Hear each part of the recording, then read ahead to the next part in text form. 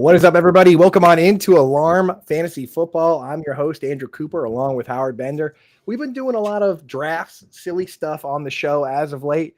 We're doing a mock draft today, this afternoon, that we're going to post on the site for you guys. So today we figured, why not jump in, hit on some news, right? Pause it on the drafts and all that stuff. Hit on some news for training camp, get everybody up to speed on what the most important things are. And guess what? We got about a 60-minute show here. There's 32 teams. That means it's about 2 minutes per team at best. So I'm going to ask Howard Bender how he's doing. He's going to say good, and we're going to get right into it. So, Howard, how are you doing today? Good. Good. Let's go. First team here, Arizona Cardinals. What's happening, everybody in the chat? Thank you for popping in. Arizona Cardinals. First news here. I mean, and this kind of goes back and forth, so I want to get your take on it. The coaching staff, to some degree, has pushed back on this idea of two RB1s. Jonathan Gannon said that, it's a competition. We're not saying there's two RB1s. But now Trey Benson has said he thinks it's going to be a split. And now James Conner came out and said recently this week he thinks that Trey Benson should work more. The offense is going to work better that way. They want to be the best rushing team in the league. Are you buying it? Are you buying the possibility of a split here, or do you think it's going to be the James Conner show with Trey Benson helping out where he can? I think it's going to be still the James Conner show with Trey Benson coming in. This is preparation for the fact that, James Conner is getting older, right? And he does get banged up a little bit. And you really want to keep, Trey Benson more active. You want to keep him more involved because he is your running back of the future. You are expecting him to step it up a little bit more. So, yeah, I'm definitely I still think it's James Conner, but maybe it does turn into like a 65-35% share. We'll have to wait and see exactly what that is. I'm not bumping James Conner down just yet, but I might give Trey Benson an extra look with some standalone value, like we are seeing with some of the other running backs out there. That's exactly where I live on it. It's like I'm not going to move James Conner down because I like the scheme, I like the player. But I think I'm willing to move Trey Benson into the range where I'm taking guys like Zach Charbonnet or Tank Bigsby, right? Like with Charbonnet, we know he's the second guy, but we're taking him on the fact that he, plays at least a little bit. And then when the starter's hurt, he does really well. And he got to like 900 yards from scrimmage. So, yeah, I'm with you on that. I'm not going to move Conner down too far. I'm going to keep Benson where he's at. Just real quick before we move on, if you're on the clock, are you liking James Conner or Chuba Hubbard? Chuba Hubbard. Again, Dave Canales has shown that he only wants one guy. And it's not like you brought in Rico Dowdle. That's not a guy to compete for touches. That's a guy who's a backup. Exactly. And that's exactly how they view it. We'll get to the Panthers in a little bit. Next team, we're going alphabetical order by city. So Arizona Cardinals first. Next, Atlanta Falcons on Darnell Mooney's shoulder. The head coach, Raheem Morris, comes out. He says, we're going with a few weeks right now and then figure where we're at that point, which to me, we're a few weeks from the season. We're like 4 weeks from the season here, a few weeks, and then we'll figure it out.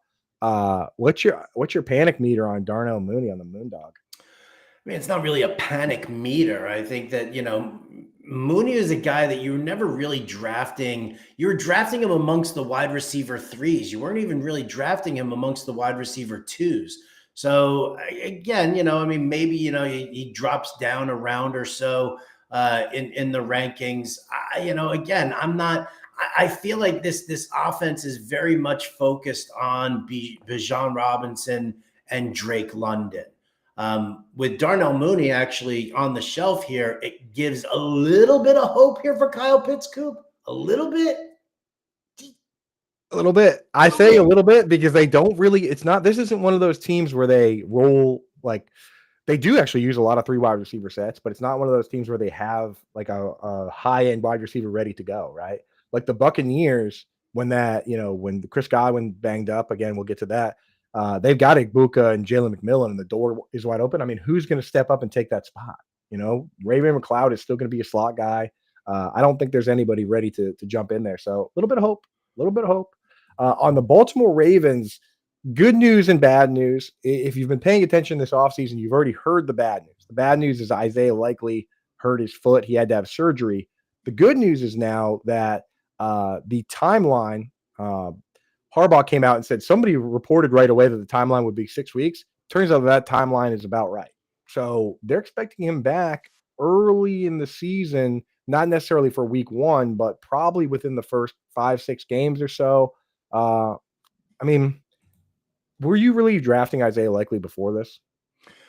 No, not really. Maybe I drafted him like super late in a tight end premium league just to, serve as some insurance. But I mean, to me, this is the exact reverse of what we had last year because it was around this time that Mark Andrews got into a car accident. And all of a sudden, everybody was down on him. Likely for the first 2 weeks, like balled out, and everybody was like, "Oh my God, it's Isaiah Likely." Mark Andrews is dead. Mark Andrews is dead. Dead in the sense of fantasy, not dead from the car accident, people. Yeah. But, I think that's kind of, that's where we're at. You know what? Charlie Kolar is a fantastic blocker. Maybe he gets a target or two here in the early goings of this because we do know that they are going to run. They're going to continue to run, a lot of 2 tight end sets. But I think this is normal wear and tear for the Ravens. Mark Andrews, Zay Flowers and the receivers are going to be fine. So if anything, this just takes Isaiah Likely really off your board as opposed to putting anybody else higher or lower. Exactly. And we know, like when you miss 6 weeks, when you come back, you're not ready to go 100%, just even from a cardio standpoint, right? Like this is a serious game, 8 seconds at a time. And you're not going to come back ready to perform right away. So I think they'll ease him back in and we'll see how high his share goes. But I think Mark Andrews is going to start off with a big role early on. And if he's playing well in that role, they're not going to change it. So I'm still bullish on Mark Andrews. I like his situation. Next team, Buffalo Bills. Khalil Shakir with the high ankle sprain. We don't like to hear that. The low ankle sprain is kind of I rolled my ankle. The high ankle sprain is more of a ligament issue. It can even lead to like small breaks in the bone at times. So those are tough. With Shakir potentially missing time, does it have you any more interested in the other weapons for their squad? No, not really. Maybe this kind of gives a little bit of a bump to Joshua Palmer. He's just came back from a groin injury, so we'll have to kind of wait and see there. But again, you're looking at Khalil Shakir, Joshua Palmer, Elijah Moore, Curtis Samuel. These guys are all pretty much the same, right? They're underneath routes, they're yards after the catch guys. They're good at working out of the slot. They've got a little bit of speed to them, but none of them are field stretchers, and none of them are guys that you're like really that concerned. Could Shakir break a 30-yard touchdown? Sure, of course he could. Could Joshua Palmer? Yes, of course he could. Anybody in the NFL could if you're leading your receiver and he gets some space there. I don't think it really does a whole lot because this is the offense that Joe Brady has created. He's got these interchangeable cogs. He likes a lot of crossing routes underneath. He'll deploy the running back as a receiver as well, try and confuse everybody. He's got one field stretcher in Keon Coleman. So, I think it's business as usual here. Maybe you pull back a little bit on Shakir. He's not going particularly high in drafts, but maybe you pull back on him a little bit and kind of see, really what his timeline sets at because, it is the preseason and we are still, technically a month away from the start of the regular year. Yeah, I wasn't really drafting Shakir unless it was like a deep league with multiple flexes, right? PPR. Yeah, those leagues where it's like, people come to me and it is, I think, more important than full or half PPR ends up being how many wide receiver spots and how many flexes. Some people come to me and they ask me a question and I'm like, all right, what's the lineup like? And they're like, well, we do 3 wide receivers, 2 running backs, and 4 flexes. And I'm like, yeah, Shakir's going to be in your lineup every single week and something like that. If it's 2 wide receivers and 1 flex, though, something thin like that, he might not even crack in your lineup. So for me, I'm still leaning into the high risk, high reward plays, which are Keon Coleman and Dalton Kincaid. And I'm willing to be disappointed again when they rotate everyone again, which is, what they don't want to have a Stephon Diggs. That wasn't working. For the Carolina Panthers, this was a popular hype name, a big fantasy name last year. But we're hearing this year that Jalen Coker is actually not only not entrenched in the competition for a starting job, but he's actually not necessarily a roster lock. That guys like Jimmy Horn, their 6th round pick, have been showing up. And then also Hunter Renfro has gotten some positive comments from I think it was JC Horn or one of those guys that came out and said that he looks awesome. Just his route running is just as good as it's been. So I don't know. Is it Jalen Coker sell for anything in Dynasty? Is that where we're living? If you can even get anything? I mean, you could sell him in Dynasty. I think that, when Big Fantasy starts, think about some of these receivers that Big Fantasy has been pushing on us over the years, right? It was Dontavian Wicks last year. We've seen it be like guys like Corey Davis in the past. Preston Jalen Williams. What's that? Preston Williams, right? I mean, it's like everybody's going after these guys who, they were good in college, but they really just they don't have the skill set to really develop and advance in the NFL. Maybe they have a flash of a game or two, but am I really, investing in that? No, not really. And, you can already look and see, Coker's not going anywhere. The Panthers aren't trading him. He's going to be depth for them at the wide receiver spot because why? Because you've got a guy like Adam Thielen who's going to be your starting slot receiver, and he's 72 years old. So you're going to want to keep some depth there and see what happens. But on your dynasty team, I mean, what is Jalen Coker to you? Even if you go 3 wide receivers and 4 flex, I'm still not starting Jalen Coker at all. So exactly. I don't, he's not a name that really it doesn't pique my interest in any way, shape, or form. Right. Ask yourself how these guys are getting the work, right? With Jalen Coker, it was easy. Adam Thielen got hurt. He tore his hamstring to the point where he almost needed surgery, and Jalen Coker had to play. Look at Hunter Renfro, right? Hunter Renfro got extra work because Darren Waller got hurt, and then he kind of faded back into the background. A guy like Puka Nacua, he just beat everybody out. That's different. So if we were here and Jalen Coker is just outright beating everybody, then that's where we would go with it, right? We have a quick question in the chat here. Why don't we hit this one? Colby Watson on the clock. He's at the 10 spot, 10-man PPR league. Which 2 would you take, Bender, out of Nico Collins, Brian Thomas Jr., and Devon Achane? 10-team PPR, I'm probably going Nico and BTJ here. I mean, listen, I like Devon Achane. He's a fine mid-second round pick in a 12-teamer.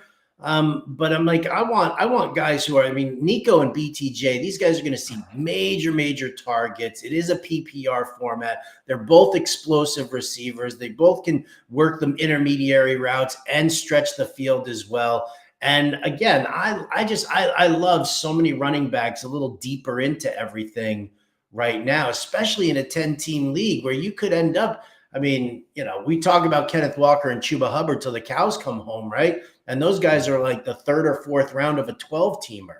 I'll bet you if it comes back to you, in the 3rd and 4th round, you could probably get yourself a little Kenneth Walker and Chuba Hubbard right there. You can get running backs. James Conner's another guy that you can probably get, a little later on. You might be able to get Chase Brown might be there. Yeah, Chase Brown might be there. You want to get, like, that's the thing about a 10-team league. You want as close to elite as possible. And while I like Achane, I don't consider him elite because he's too dependent on the pass and he's too dependent on Tua Tagovailoa staying healthy. And as we'll talk about, even one of his teammates came out and said maybe he should be part of his split backfield. So, I mean, Tyreek's just bitching on everybody now, isn't he? For those joining us, what we're doing, we're hitting on the most important thing popping up for training camp for each one of these teams in terms of what we think is fantasy relevant. We're going alphabetical order by city. If you want all our takes on every single player, all our rankings, all the articles that break down the schemes, everything that you need to dominate right there, hit that QR code or that one up there in the corner. Get your copy of the Fantasy Alarm Draft Guide now. It's a living draft guide. So yes, we do have things like the cheat sheet that you can print out and bring to your draft. But this isn't just like, oh, it's, a quick PDF. This is access to all the content we essentially do on football during the entire summer.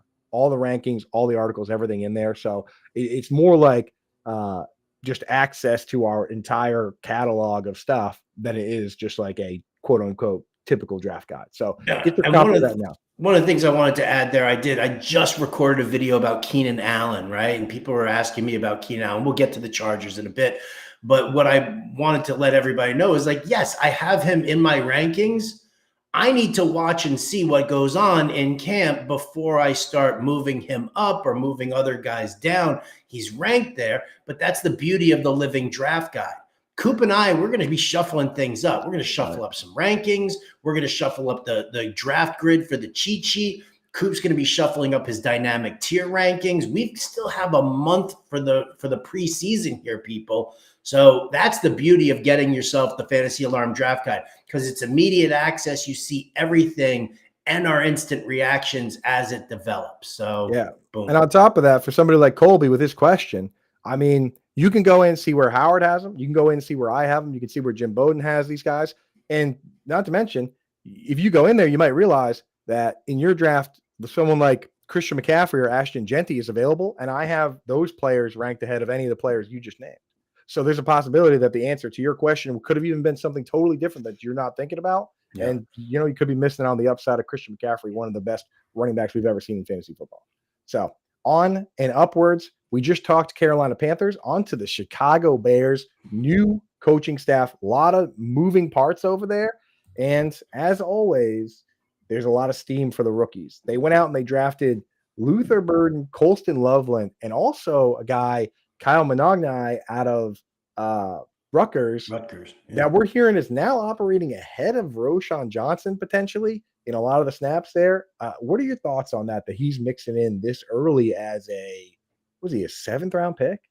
Yeah, 7th round pick.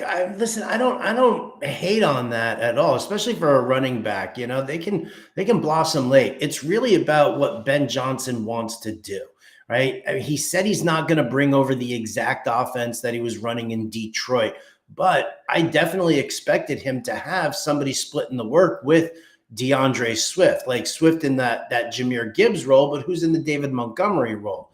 Monongai definitely profiles a little bit better for that. I know that they've been using Roschon Johnson at the goal line the last 2 seasons, but if Monongai can step ahead, neither one of these guys are being drafted at all. If you're in a deep league, you know, if you're in a dynasty league and, you know, you're a 5th, 6th round of your rookie draft, maybe Monongai is somebody that you want to take a look at. But in like a redraft league, unless you really need to handcuff somebody to DeAndre Swift, I think Monongai and Roschon Johnson are guys that can probably be left right now for the waiver wire. I'm not drafting them today, but if Monongai, let's say in 2 weeks, and they're just like, yeah, this kid is just powering it up, well, then all of a sudden I'm going to start taking much more notice of him. Yeah, the thing that I'm sitting on right now for like your typical 16 round, you know, 14 to 16 round draft, which most redraft leagues are, is I'm looking to see if anyone actually gets named a starter, right? Because in those leagues, you know, if you 140 players, these guys might not even be there. Even a guy like Tank Bigsby that I'm taking really late, like he has a legitimate chance to start. Like for these guys, they actually have the impact we want them to have, they probably need to start. Because if DeAndre Swift is going to start and get the pass down work, that doesn't leave enough. Same with a guy like Jordan Mason, right? Let's keep an eye on this. And if they say, hey, you know what? We're going with a 2-back approach, and we're going to go with the early down back starting for us, which is how we got like Bucky Irving last year versus Rachaad White, then we'll do it. But if that's ever going to happen, it's probably going to happen during the season. So like Howard said, we have a waiver article every Tuesday. We have a waiver show every Tuesday. If that's happening, you'll know it. We'll tell you.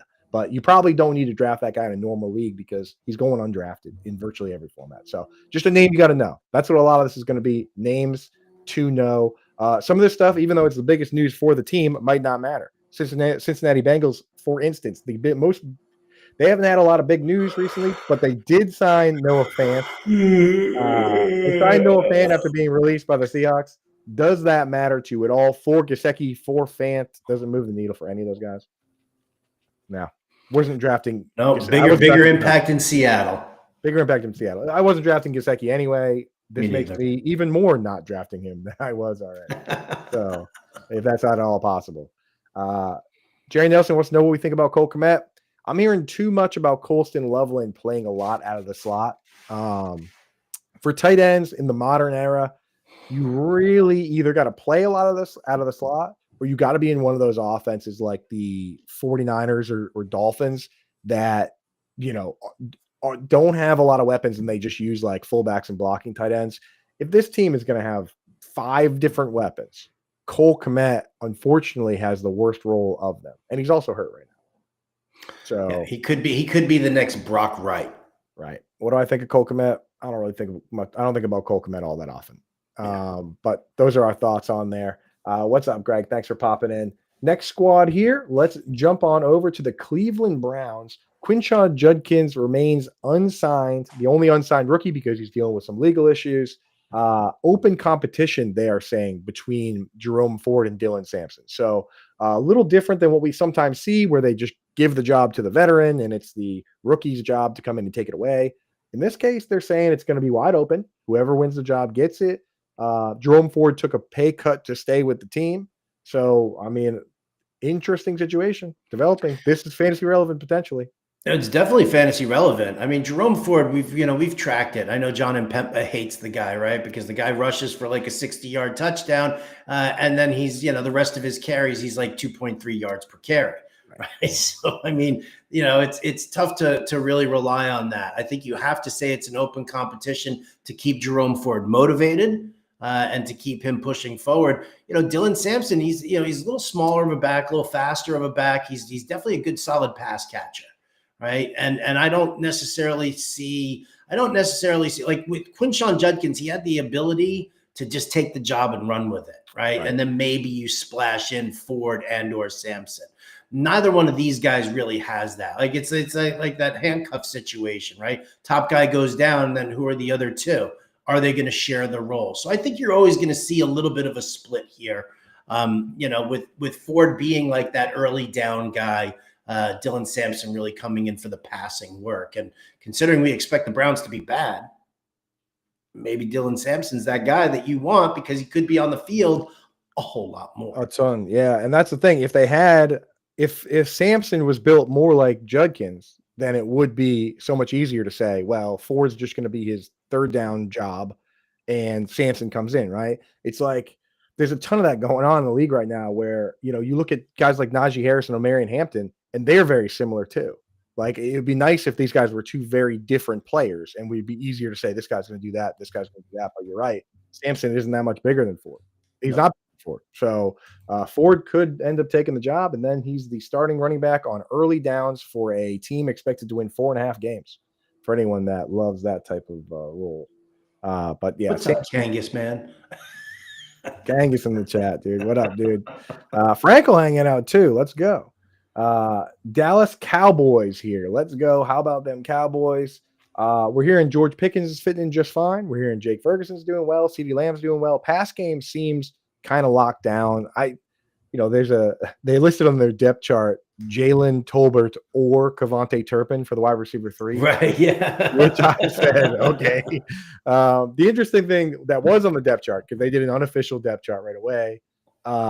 They listed Javonte Williams first, then Miles Sanders, then Jaden Blue. But I mean, we're getting a lot of hype from the Jaden Blue folks and a bit of detraction from the Javonte Williams people, though the depth chart, they released the depth chart. They were the ones that put it out. So what do you make of it, Aaron? I mean, listen, I've always expected Jaden Blue to be the guy who by the end of the season takes over this backfield. I think he's a good, solid all-around back. I know that former coach called him lazy, which, immediately Schottenheimer came to Blue's defense. Again, there's got to be hope for Javonte Williams. You're looking to see whether or not a change of scenery is really going to do anything for him. Was it Tyron Smith that got hurt on the offensive line there already? So, there's some question marks there, anyway. But this is like a make it or break it season for Javonte Williams. Miles Sanders is just a guy, right? He's not somebody who you're really worried about, like all of a sudden taking over the role. He's not going to be who he was, a couple of years ago in Philly when like all of a sudden he like popped.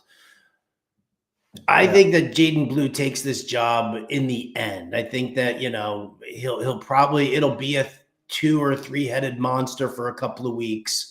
And then we'll just kind of see how it develops there. If I'm looking at this backfield, I'm not really, unless I go heavy wide receiver early, then I'm probably not looking at Javonte Williams. And I'll take Jaden Blue as like a mid to late round pick.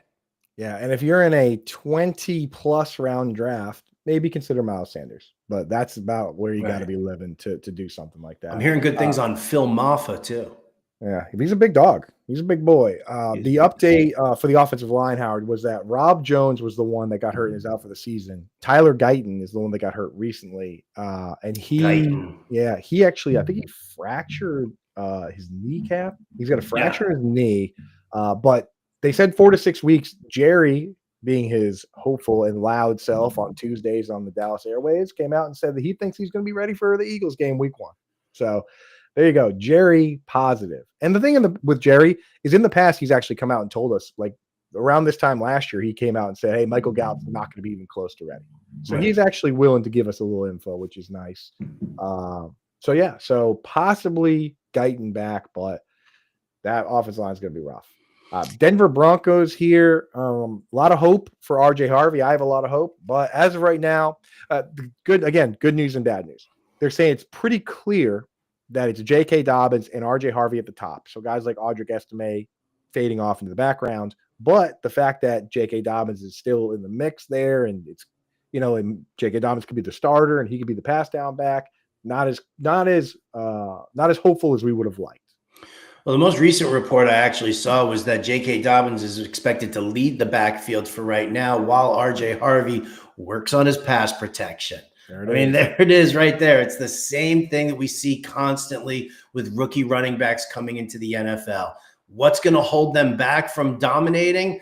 Their pass protection. So right now they're looking at J.K. Dobbins being the lead back, with R.J. Harvey coming in, hopefully if he improves his pass protection. So listen, he's got a month to do it. And let's face facts.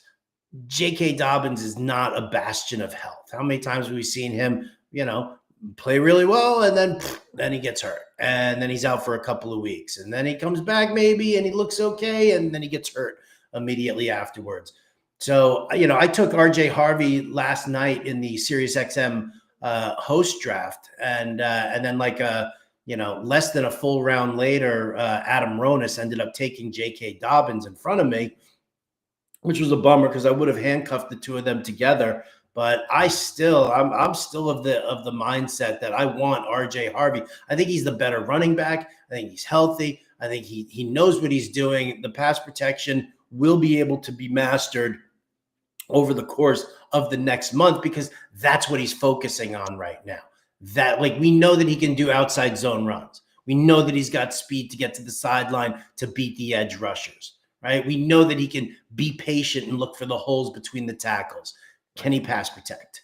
That's what he's working on. And he's got to get there. And I'll tell you, I'm willing to draft him too, because the conditions are exceptional. If it was just like a bad team with a bad offensive line and a coaching staff that had history of not really throwing the ball to running backs, like a Greg Roman type, then we'd be out. It's because this is Sean Payton and Joe Lombardi, who basically made Alvin Kamara. They made Austin Eckler. They turned these guys into 100 catch type players. It is one of the best offensive lines, if not the best offensive line in all of football. It's a playoff team. So you got to take those risks, the kind of risks you got to take. And I'll tell you this, if you draft him as your RB2, make sure you have another guy ready to start for you early on the season. Simple as that. You have to build your team that way when you draft risky guys like that. So I'm willing to do it. Guys in the chat don't seem willing to take the Cowboys. Dennis must be a Chicago guy with the Malort reference. The Malort. But yeah, I feel you on that. Scott Franco says I could start at RB for. I don't know if you've seen my left knee in a while, but I don't think I'm starting at RB anytime soon. I could hardly sit in a plane seat if it's not an aisle seat, my guy. But next team here, Detroit Lions. Jameson Williams looking good at camp. Interesting comments from former Lions fullback Jason Kabinda. He came out and said he wouldn't be surprised to see Jameson Williams have more yards than Amon-Ra St. Brown. And he actually circled back to clarify that he goes, you know what? He goes, look at last year. Amon-Ra St. Brown got 50 more targets, and he only had 200 more yards than Jameson Williams. He goes, I think it's going to be a little more even. And one of the guys is really fast and plays a different role. And I think that's actually the fact that Kabinda came back and clarified makes it make a lot of sense to me. Yeah, listen, Amon-Ra St. Brown, you know, 9 yards per target was down from the year before that, right? His receiving distance, average receiving distance was down, 1.7 yards on average, fewer 20 plus, receiving yard, passes. So yeah, I think that he is definitely he's a good go-to possession guy, low A dot in comparison to Jameson Williams. And this is Right. exactly what Dan Campbell wanted when he groomed this for Jameson Williams. Remember when he said during his rookie campaign, he's not going to play him regularly because he doesn't want to just use him as a field stretcher. He wants him to develop into a more well-rounded receiver. And he's done that now with Jameson Williams. So I'm perfectly fine with that understanding. I'll still take Amon-Ra St. Brown because he is definitely still the security blanket for Jared Goff. He'll still see a boatload of targets, but I mean, the overall yard production and possibly even touchdowns, I think it could shift over to Jameson Williams, or at least, put them at least on more equal footing. Yeah, that's how I look at it. In full PPR, especially in a 3 wide receiver league, Amon-Ra St. Brown to me is a guy that should not really get too far past the 1-2 swing. In a half PPR league, though, I think Amon-Ra St. Brown is a second round pick now. That's where I view it, and I think that's perfectly fine. Oh yeah, he's not a first rounder. Right. That's the way I look at that. And I think Jameis Williams is definitely interesting. Also, all this talk has me real scared for Sam Laporta. Real scared because, I mean, if these guys are both going to be getting 100+ targets, no question, that's going to make it difficult for Jahmyr Gibbs to get the targets we want, and and for Laporta to get the targets we want. So it does worry me a little bit. Halfway point. I like this comment here from Dennis Rodriguez. Amon-Ra St. Brown equals Pittman Jr. plus. It's, you know what? It's not a crazy comment because Pittman Jr. 140 targets, 150 targets, but never really going crazy with the yards and touchdowns. You can get Pittman a lot later. I'll tell you that. Quick one here from Kyle Ziegler. Just, is there any concern with the offense with Ben Johnson now in Chicago? They're learning a new offense right now, and there's going to be some growing pains. I think he's asking about the Lions. He's asking about the Lions. He's asking if there's concern for the Lions. No. No, I don't. That's funny. I don't think so. Right. I think that, you're looking at John Morton's going to kind of put his own spin on certain things, but Dan Campbell very much wants to keep everything very similar to what's been going on. And Morton knows that. Morton worked with Ben Johnson a couple of years ago, so he's already familiar with the scheme. He's just going to make some tweaks. If it was a defensive-minded coach that might not be super plugged into what the offense is doing, you'd be a little more worried. But Dan Campbell anytime can just grab that play sheet. And he kind of already does with the 4th down plays and stuff. Like, that's all coming from Campbell, right, when they go for it. So I wouldn't worry about it. Halfway through, we're only 10 teams in, so we're going to rapid fire a couple here. Green Bay Packers, Jordan Love with a lot of positive words for Matthew Golden, says he's going to be a stud. Are you willing to draft him as the first Packers wide receiver off the board? Yeah, I think, it really depends on what you have with your wide receiver core. If you want like a high upside field stretcher, then yeah, you can take Matthew Golden. Him and Jaden Reed are kind of going right about the same place in ADP. So if you have like a whole bunch of upside, at the top, if you've got like Malik Neighbors and Brian Thomas Jr., then maybe I look for a guy like a Jaden Reed a little later on down, because I know he does the gimmick work and I know that he, handles, a certain role in that fashion, as opposed to Matthew Golden, who's just kind of, right now, shoot for the moon type of guy. So I'm fine. It just depends on what my wide receiver crew is first. Yeah, I would be terrified if he was my wide receiver 1, that's for sure. But like, I have no problem having him as my like wide receiver 3 flex. I actually am fine with that because like in a lot of cases, we do all this work filling our bench with these high risk, high reward upside plays. The goal is to replace your wide receiver 3 anyway. So why not just start off with an upside play there and replace it if you have to. Houston Texans, Joe Mixon remains out with a foot issue. Nick Chubb has been getting the work, though. Some of the reports say he's not showing a ton of burst. D'Amico Ryans said not always going to be the same as his early years, but what I hang my hat on is that this guy loves football. We love Nick Chubb. We're rooting for him. At what point, though, like if Mixon just isn't ready to go, I mean, I'll start Nick Chubb even if he's not showing a ton of bursts. I feel I'll, like I I'll would. definitely listen. I'll grab it, right? I mean, Joe Mixon dropping down in drafts to like now I've seen him in like the 8th or the 9th I'm round. starting to grab some Mixon. I checked. I had 2% Joe Mixon, and now I think I'm up, getting close to 10 Yeah. because Okay. he's Yeah. falling. I'm He's I'm the falling same way way. I down. was avoiding him in like the 5th round when he was going, but Yeah. now that he's dropping into like the 8th or the 9th round because people are nervous, yeah, I'm definitely doing that, and then using like a later round pick on Nick Chubb just to make sure. Depends on the league and how high. I think I bumped up Nick Chubb, somewhere around like the 10th round with like guys like Charbonnet and like the primary handcuffs who go, and so I kind of put Nick Chubb in that realm. I am 100% rooting for him. But you know what? I'm also kind of keeping an eye on Woody Marks. I'm hearing a couple of nice things about Woody Marks coming out of Houston as well. So he's basically being undrafted in any 12-team league. So Should be keep rostered in that your dynasty leagues. in your I took him mind. in the last round. I think I took him in the last round of our draft, the Fantasy Alarm Family Draft. I want to say maybe not.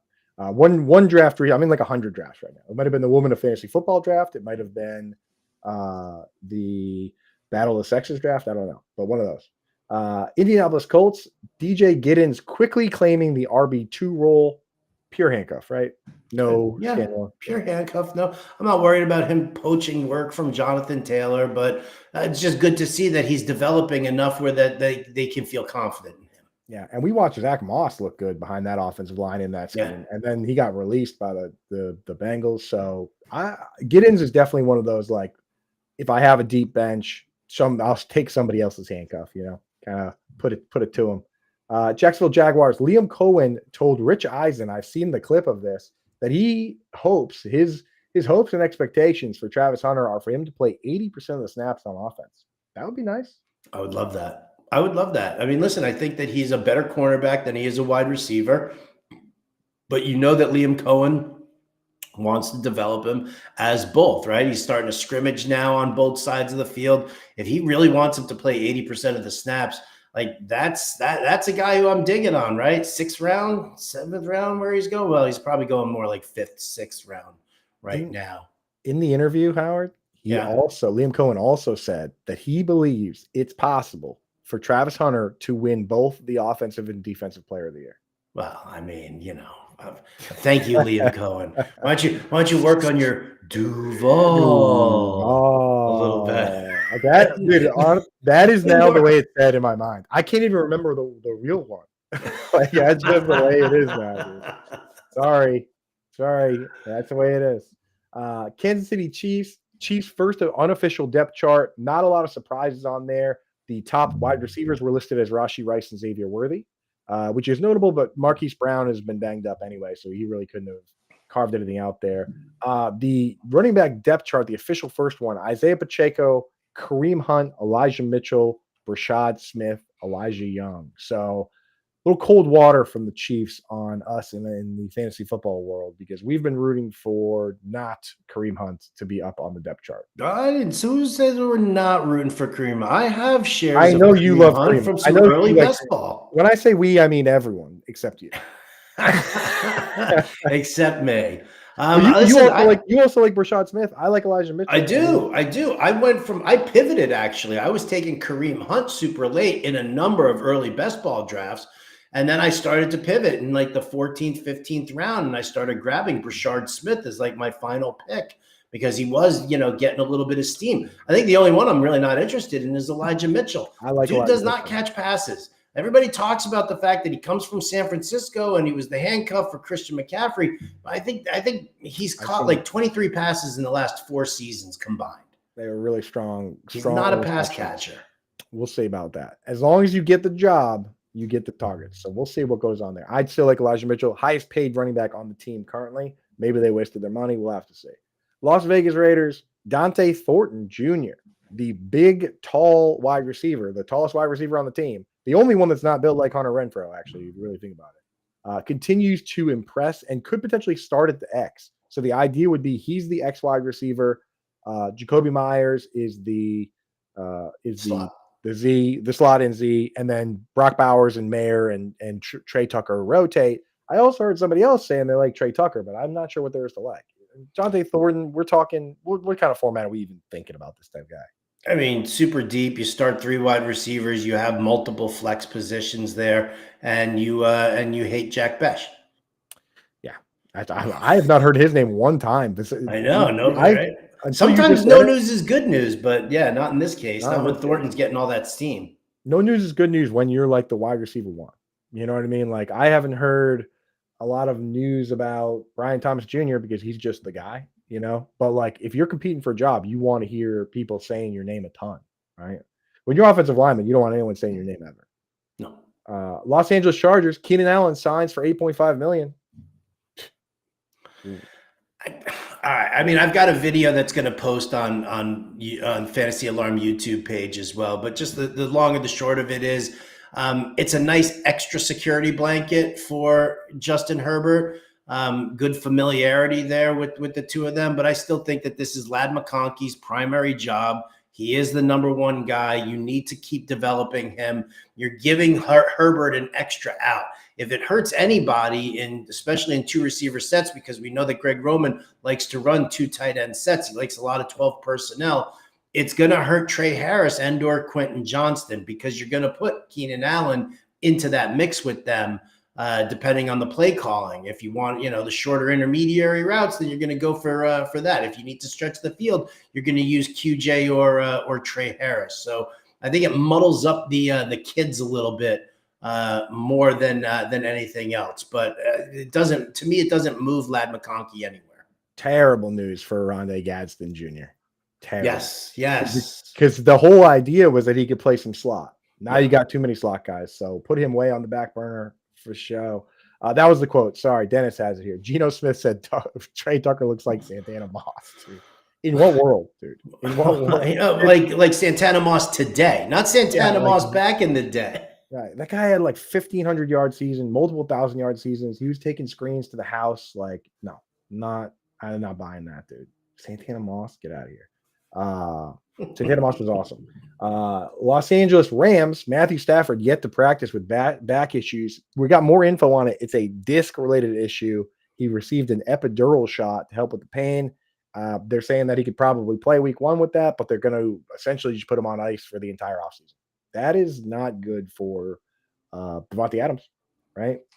Davante Adams has a great familiarity with Jimmy Garoppolo from their time in Vegas together. True, that part's true. But I wanted to see him and Stafford work together and get me too, obviously. Right. It sucks, right? You don't want your starting quarterback hurt, especially what's the line you always say? When was the last time you heard somebody say they used to have a bad back? Yes, that is bad news. That is bad news. No matter how you slice it. And I have a lot of Stafford, so I definitely pump the brakes on that. Hoping he gets better soon. Another little thing, just so folks know, Puka Nacua apparently showing a lot of respect to Davante Adams. Davante Adams is the first man through every drill.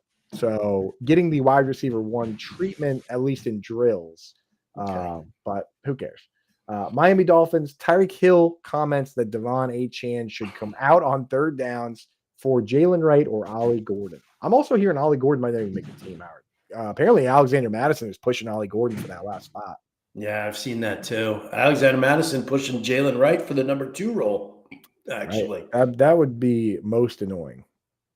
Because this is Tyreek basically saying what everybody else already believes and already knows. If Devon Achane is not a short yardage back, that's what he's saying. If it's 3rd and 1 at the goal line, or 3rd and goal at the goal line, you want to hammer that in. That's not Achane. That's like Achane's great if you want to pivot to the outside and do it that way. But if you just want to ground and pound it on the short yardage, you need a bigger back in there, a more durable back. So Tyreek's he's not saying anything that we don't already know. Right. Everybody just hates it because he's speaking out against a teammate, and that's where you're at. But they have built the single most fragile team I think I've ever seen. Oh yeah, dude. Everybody's feelings are getting hurt. Well, Jalen Waddle, Tyreek Hill, Darren Waller, Tua. Oh, fragile physically. I thought you were talking emotionally. But also probably both, actually. Probably both, emotionally and physically fragile. Maybe the most emotionally and physically fragile team in the league. Because, these guys cannot stay healthy. Darren Waller, dude. He's not even out there running around yet. Jalen Conyers, their rookie tight end, just got put on season-ending pup list. So anybody that was hoping that he would come in and do something, he literally cannot play this year. So there you go. New England Patriots, Travion Henderson making a case to lead the team in touches. A lot of hype coming out of camp. You skip Minnesota. Jordan Addison suspended for 3 games. I did skip that. Jordan Addison. Again, not a huge deal. It's not a massive. Again, I have a video up there at Fantasy Alarm on the YouTube page where it's basically, listen, I'm not saying 3 games is nothing, but it's not the end of the world. If you've already drafted him, chances are you have somebody to replace him. You didn't draft him as your number 1 wide receiver. You probably didn't draft him as your number 2 wide receiver because of the suspension was potentially looming. Maybe it bumps up TJ Hawkinson for a couple of targets early on in the season. Maybe it gives Jalen Naylor a little bit of reasoning there. But 3 games in, boom, he's back. And it goes back to being Jefferson, Hawkinson, Addison, end of story. Anyone that's shocked by this has not been paying attention. Exactly. Rashee Rice probably going to get more than 3 games. I think that's meaningful then, right? Because, Addison basically got 1 year probation that's going to be 6 months when he just does what he's supposed to. Rashee Rice got 30 days in jail and 5 years probation. I think they're going to bring the hammer down a little bit on him. I think they're going to suspend him for 6 and they're going to plead it down to 4 or 5 now. That would be that's a concern. That would be smart if the NFL should throw the book at him and then let him appeal and bring it down. I think that would be the best thing for the league to look good. New Orleans Saints, Tyler Shuck looks a bit rough. It's a 3-man competition still. Every beat writer basically says if the competition had to be decided today, it would have to be Spencer Rattler. Mm-hmm. So, which I have no interest. Like barely as a 3rd QB in a super flex. Like I took Aaron Rodgers as a 3rd QB in a super flex before I even thought about Tyler Shuck or I'm never going to draft or add Spencer Rattler off waivers. Click it. So I'll still, if I'm in a nightmare situation, I'll still take Tyler Shuck. You don't draft a 26-year-old. If they don't start their 26-year-old quarterback they drafted, when are they going to? Like at that age, it's just some guys go to college for 8 years. Yeah, he's Dr. Tyler Shuck, dude. Apparently he got a bunch of degrees when he was at Oregon and stuff. So good for him. He did for doing his homework. He didn't do who was it? They just did the ballroom dancing at USC. You guys drafted him. Who was that? There was one guy who. Matt, was that not Liner? I think it was Liner. It was Liner. Yeah. His 5th year, they told him he had to take a class, and the only class he took was ballroom dancing. Attaboy. New York Giants, hearing that Tyrone Tracy been operating as the lead back. Cam Scatterbo is dealing with a hamstring injury, but Jordan Renan came out and said it's 100% Tyrone Tracy, and there isn't even a competition at all. So I love that. Love hearing that as well. New York Jets, something you might not love hearing. Justin Fields, last 3 practices, 2 for 10, 4 of 16, 6 of 17 with 2 picks. That's about a 35% completion percentage. Concern level. Again, they've got a month to get it together. It's very similar to what's going on with the Bears right now. You've got quarterback learning yet another new playbook in a short period of time. There's going to be some growing pains. So I'm not really all that concerned. I'll still take Fields as a 2nd QB in a super flex league. Am I gonna rely on him as my number 1 in a single QB league? No, of course not. But just go yin and yang Go yin and yang quarterback right there. Yeah. If you're single QB league, Dak Prescott, Justin Fields. I'm doing the same thing with Drake May. I have hopes for May and I have hope for Fields, but I'll still take a second guy. And it's so easy to take a second quarterback in those formats. It's just grab Jared Goff. Yeah, Jared Goff is there for whoever wants him. And he's fine. Philadelphia Eagles, your Super Bowl champions. We know who the main characters are there. Devonta Smith was hurt. Now he's back. AJ Brown dealing with a little hamstring. Doesn't sound serious. I guess the biggest news over there is that Will Shipley is pushing AJ Dillon for the RB2 role. Even got some goal line work the other day in practice. I like that actually. He's a more versatile back than AJ Dillon. The best part about AJ Dillon is the nickname, and that's about it. That's it. And to tell you what the thing is that if Dillon's involved, it'll be a split. Shipley's the only one that can force a single guy getting the job. So that's why we root for Shipley, because Dillon cannot catch. It's not something he does. Pittsburgh Steelers, Jalen Warren operating ahead of Caleb Johnson. as Howard Bender predicted, and as is always the case, Caleb Johnson's got to figure out a pass block if he's going to play more. Simple as that, especially with Rodgers out there looking like the Tin Man in the drills I've seen him in. My goodness. Toot, toot. He's just like just chunking his way through it. I mean, but he can just line up and shotgun and throw. But if the running back doesn't know what they're doing in pass protection, they're not going to play for Aaron Rodgers. Bottom line, right? Exactly. That's the bottom line right there. Jaylen Warren is a much better pass blocker right now, and Caleb Johnson will continue to get shuffled off the field by Aaron Rodgers because he's going to want to call pass plays at the line. So, yeah. Simple as that. It's a bummer for Caleb Johnson. I'll still draft him, but I'm not as bullish on him as I once was. Yeah, fully agree. Dynasty all in because Rodgers will be gone at the end of this year. I love drafting him as my RB3. That's what I like doing. I was picking him in some spots as my RB2. Can't do it right now. I got to have somebody ready to go in that spot. Pittsburgh Steelers. So we just hit the Steelers. San Francisco 49ers news. Ricky Pearsall is operating as the wide receiver 1, has been turning heads in camp a little bit. Some people are just calling him the wide receiver 1, but as we know, Brandon Ayuk not healthy, Juwan Jennings kind of holding out a little bit, also not healthy. We buying it. We buying the Ricky Pearsall. You know what? I don't mind drafting either Jennings or Pearsall because I do think both of them will be involved in the offense. I'm not hearing great stuff about the return of Brandon Ayuk. And so, I mean, you're going to end up with two of these guys. You know that Kyle Shanahan will run his 11 personnel, and he'll be fine utilizing all of these guys. I haven't been able to because none of them have been. I need to see what they all look like on the field together. That's what I'm saying. That's what I need to see, and I don't know if I'm going to get that or not. But I'm still taking Pearsall and or Juwan Jennings at their ADP. The only one I'm kind of balking on a little bit is Brandon Ayuk because I still think people are just taking him a little too high still.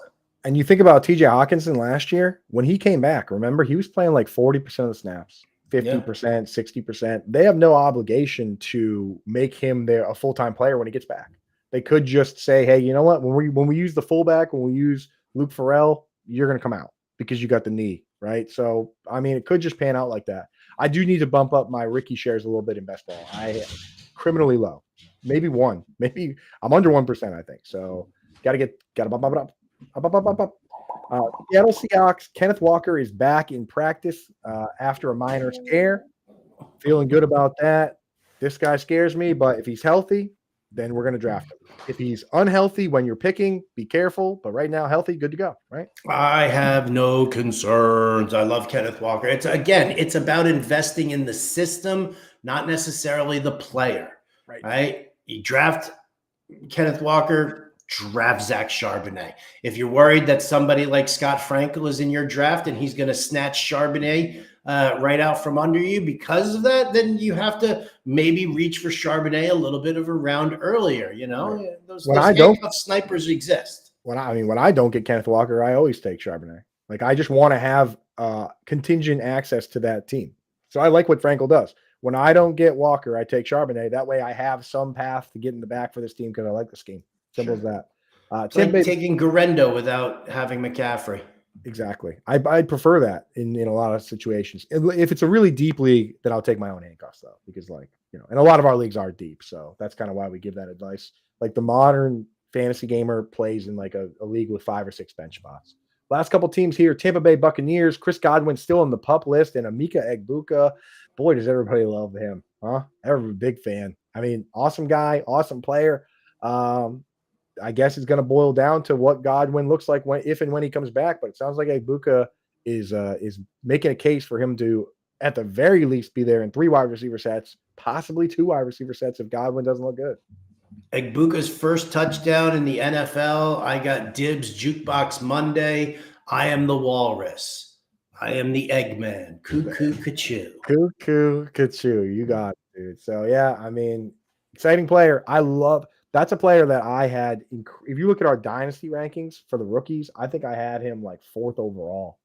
I was very high on him in dynasty. A little worried in redraft because I like Godwin, I like Evans, but I mean, can't hold back the hype. So keep an eye on that player in dynasty. See if Might be too late to acquire him in Dynasty. Tennessee Titans, Tony Pollard, Tajay Spears splitting the work fairly evenly so far in camp. Yeah, which just has me kind of not so much ignoring Tony Pollard because his ADP in like the high 70s is still okay. But 50 picks later for Tajay Spears, yeah, I'll take that bargain, especially if he's going to get a 50% share here. Yeah, 100%. For Hope in the chat, I wanted Fields or May. I mean, doesn't mean so when we go yin and yang quarterback, that doesn't mean that you have to draft them as your second quarterback. You can draft them as your first quarterback and then draft a safe quarterback after. There's plenty of guys out there that are fairly safe. I do like Kyler Murray though. So if I was on the clock picking there, I'd pick Kyler.